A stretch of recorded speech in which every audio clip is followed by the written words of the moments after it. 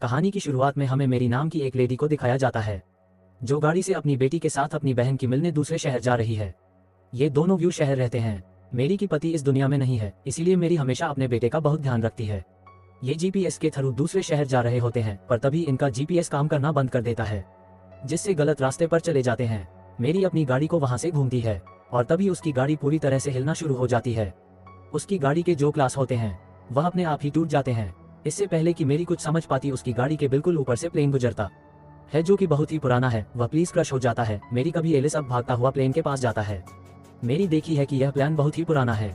इस तरह की प्लान आजकल नहीं बनती। दरअसल वर्ल्ड वॉर 2 तरह के पुलिस दुश्मन के ऊपर हमला करने के लिए इस्तेमाल किया करती थी और अब मेरी को कुछ समझ नहीं आता है, इसलिए पुलिस को करती है और सब कुछ बताती है कि किस तरह से एक प्लेन यहाँ पर क्रैश हुआ है। तभी एलिजा को प्लेन के अंदर कुछ हलचल महसूस होती है। दरअसल पायलट अभी जिंदा होता है। वह अपनी मॉम को ही बात बताता है। मेरी भागते हुए प्लेन की बिल्कुल पास चली जाती है, जो देखी है कि पायलट अभी अंदर है, जो पूरी तरह से होश में नहीं है। प्लेन में आग लग चुकी है और जल्दी अगर पायलट को बाहर नहीं निकल गया तो उसकी मृत्यु हो जाएगी। वह बाहर के गिलास को जोर जोर से पटक कर उसे निकालती है। इसके बाद उसके डोर को खोलने में उसकी मदद करती है और पायलट को बाहर निकाल देती है।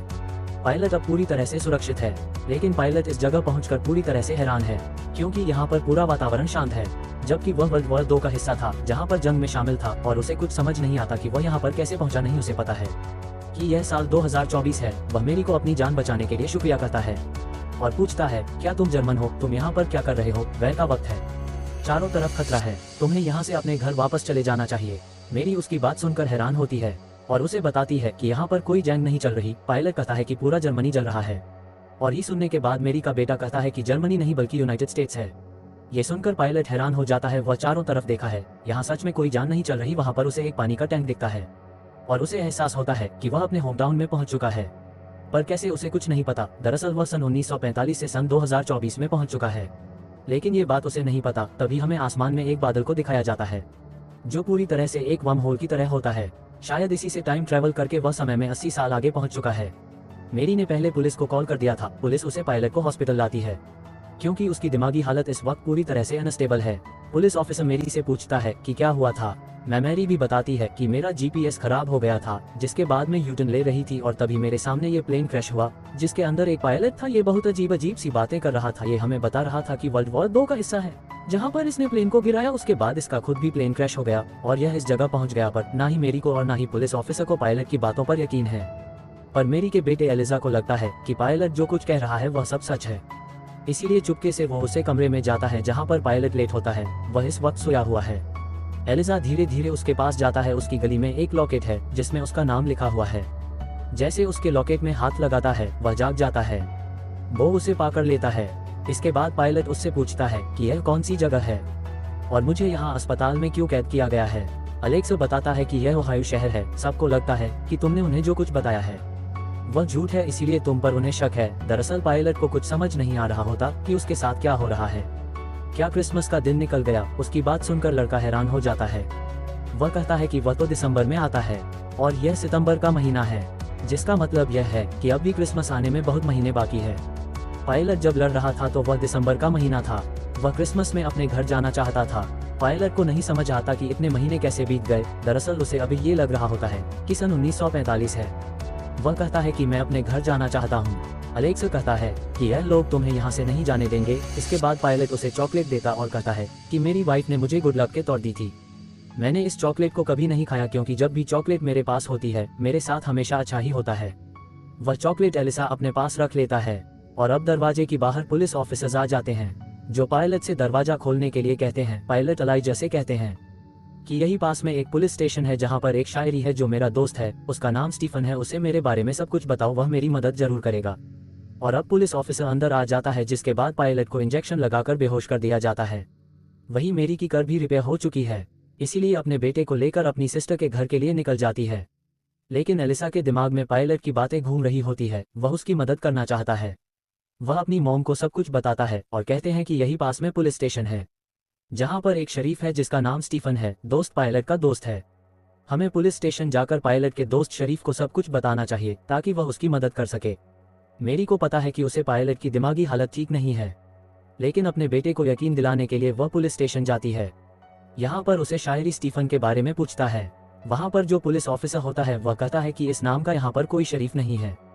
कोई उसका बेटा है ऐसा पुरानी चीजों को देख रहा होता है। तभी उसकी नज़र एक फोटो पर जाती है जो कि ब्लैक एंड व्हाइट है। उसे फोटो को अपने पास रख लेता है। इसके बाद उसकी मॉम से बाहर आती है, जहां पर एलिसा अपनी मॉम को फोटो दिखाता है। पहले तो उसकी मॉम को उसे पर बहुत गुस्सा आता है, क्योंकि बिना किसी की परमिशन के उसने उसे फोटो को वहां से उठाया था।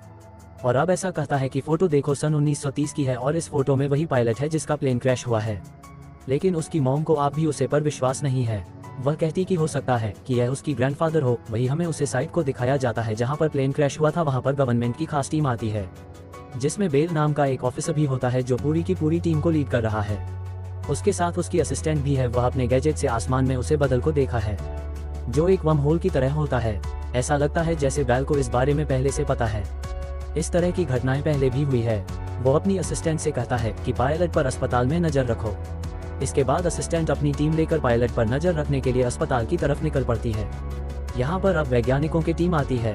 इन्हें पता चलता है कि इस जगह पर कई बार अपने आप ही जमीन वाइब्रेट होती है और इसी वाइब्रेशन की वजह से मेरी की गाड़ी की ग्लासेस अपने आप भी टूट गई थी। आप एक वैज्ञानिक ऑफिसर बिल को कहता है कि हमें पता है कि इस तरह की सिचुएशंस को किस तरह से हैंडल किया जाता है, और अगर हम उसे पायलट को वापस उसके वक्त में नहीं भेज पाए तो हम क्या करेंगे।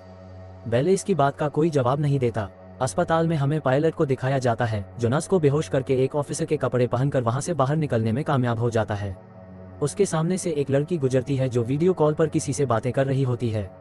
पायलट देखकर हैरान हो जाता है, क्योंकि उसके वक्त में इस तरह के गैजेट्स नहीं थे, ना ही मोबाइल थे। आसमान से एक फाइटर जेट भी निकलता है।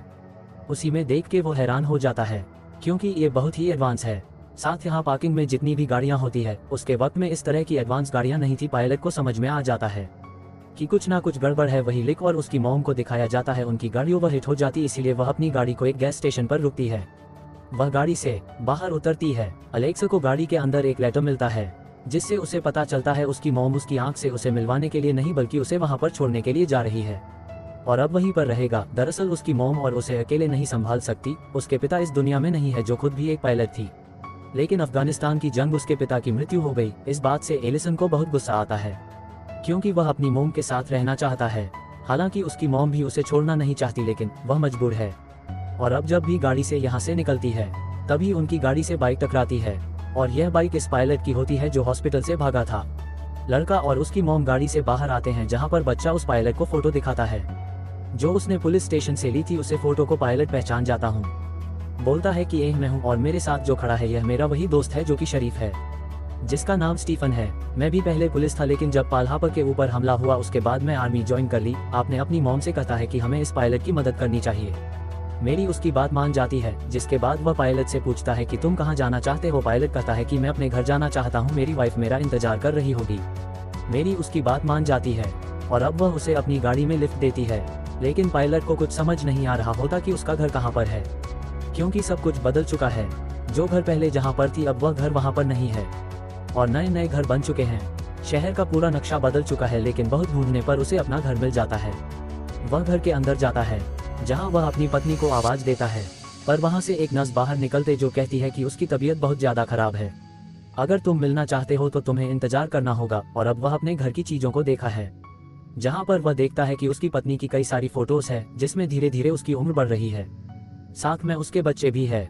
उसे पता चल जाता है कि सच में वह अपने वक्त में नहीं है, यानी कि सन 1945 से टाइम टेबल करके सन 2024 में पहुंच चुका है। वह कभी घर वापस लौटे नहीं था, जिसके बाद उसकी पत्नी ने दूसरी शादी कर ली। उसके बच्चे भी है और अब पायलट वहां से अपनी पत्नी से, जो कि बूढ़ी हो चुकी है, बिना मिले ही जाना चाहता है, क्योंकि इसका कोई फायदा नहीं है। लेकिन तभी बाहर लबेल अपनी पूरी आमिर के साथ पहुंच जाता है। वह पायलट से कहता है कि तुम्हें हमसे डरने की कोई जरूरत नहीं है, हम तुम्हें नुकसान पहुंचाना नहीं चाहते। दरअसल तुम टाइम ट्रैवल करके हमारी वक्त में पहुंच चुके हो, हम तुम्हारी मदद करना चाहते हैं। हम तुम्हें तुम्हारे वक्त में वापस भेज सकते हैं, जिसके बाद एक बार फिर से तुम अपनी पत्नी से मिल सकती हो।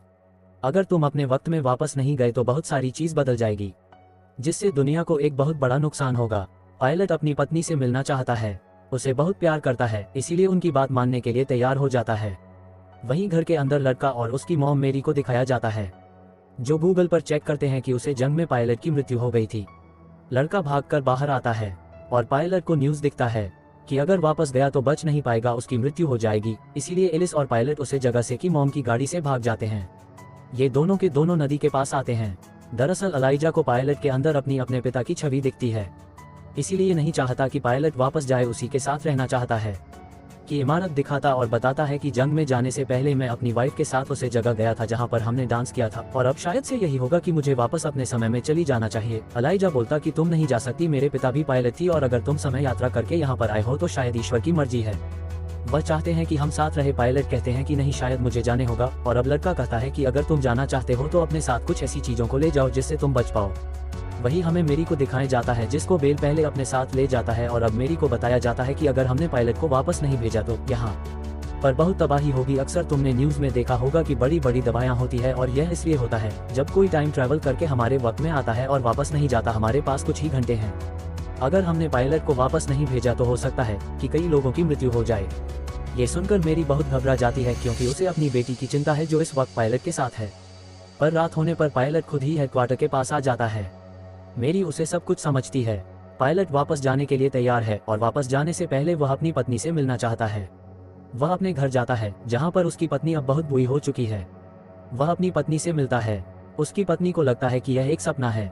उसकी पत्नी ने उसे रोके को अभी अपने पास संभाल के रखा होता है, जिसमें पायलट की फोटो है। इसके बाद पायलट अपनी पत्नी के साथ डांस करता है और उसे अलविदा कहकर वापस उसी हेडक्वार्टर में आ जाता है जहां पर उसकी प्लेन को रिपेयर कर दिया गया है। उसे बताया जाता है कि हम अतीत की एक भी चीज को अपने पास नहीं रख सकते, इससे बहुत कुछ यहाँ पर बदल सकता है। पायलट को याद आता है कि उसकी जो चॉकलेट थी जो उसकी पत्नी ने उसे गुड लक के तौर पर दी थी, जो उसने लड़के को दी थी, अभी वह अलेक्सा के पास है। पायलट उसके पास जाकर अपनी चॉकलेट मांगता है। अलेक्सा कहता है कि वह चॉकलेट वो चॉकलेट मैं खा चुका हूँ, जिससे सब घबरा जाते हैं। पर पायलट कहता है कि वह एक गुड लक था, किसी के साथ कुछ गलत नहीं होगा। और अब वह अपने प्लेन में बैठकर इस बादल की तरफ निकल पड़ता है जो एक जाम हॉल की तरह है, जो अब जल्दी बंद होने वाला है। उसे वक्त में वहां पर पहुंचना होगा, पर इससे पहले कि वह बंद होता पायलट अपने प्लेन को उसके अंदर एंटर कर जाता है, जिसका मतलब यह है कि वह यहां से सन 1945 में वापस पहुंच चुका है। सब उसे देखते रहते हैं और इसी के साथ ही फिल्म ये कहानी यहीं पर खत्म हो जाती है। आपको क्या लगता है कि पायलट के साथ अपने समय में वापस जाने के बाद क्या हुआ होगा? क्या वह जिंदा बच पाएगा? कमेंट बॉक्स में जरूर लिखें। आशा है कि यह कहानी आपको जरूर पसंद आई होगी।